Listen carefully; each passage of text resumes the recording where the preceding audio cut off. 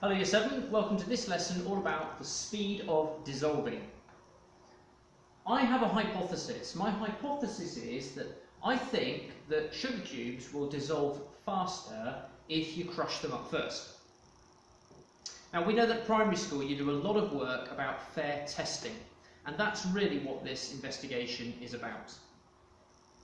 So here I've got 2 sugar cubes.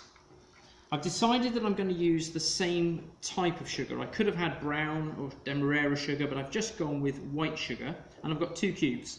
And what I'm going to do is I'm going to crush one of these cubes up using this pestle and mortar.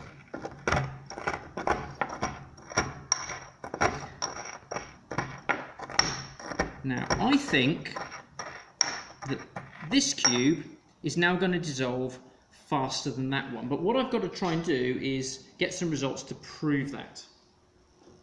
So we're going to be talking about things called independent variables. These are things that will affect the results, and we need to consider them and to control them. So the things that we would consider, I've already decided that I'm going to use white sugar, but I've got to decide on the amount of water that I'm going to use. The amount of sugar, well, I've gone with 1 cube for both experiments. I've got to think about the temperature of my water, whether or not I'm going to stir my sugar, and also obviously the shape of the sugar. Now this is the one thing that I am changing. I've decided I'm going to change the shape of the sugar, cube versus crushed. But these other things I need to consider. So I could use hot water or I could use cold water, and I've decided I'm going to use cold water for this first experiment. So what I'm going to do is I'm going to put my crushed sugar cube into here. Just make sure it all goes in so it's fair. And I've already measured out 50 centimetres cubed of water straight from the tap, so this is cold water. And I've decided that I am going to stir this one, okay? I've got my timer ready because my timer is going to tell me how long it's going to take for that crushed sugar cube to dissolve.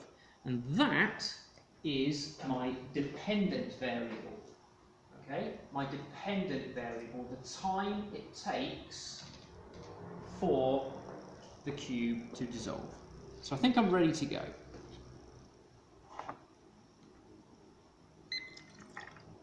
Okay, so in goes the 50 centimetres cubed of cold water. I've decided I'm going to stir. I'm going to try and keep my stirring sort of nice and even and steady. The clock is running, and let's find out how long it's going to take for this cube to completely dissolve. And you might consider, well, how will I know when it's completely dissolved? Well, my solution will become completely clear, and I won't have any bits of sugar resting on the bottom of the beaker.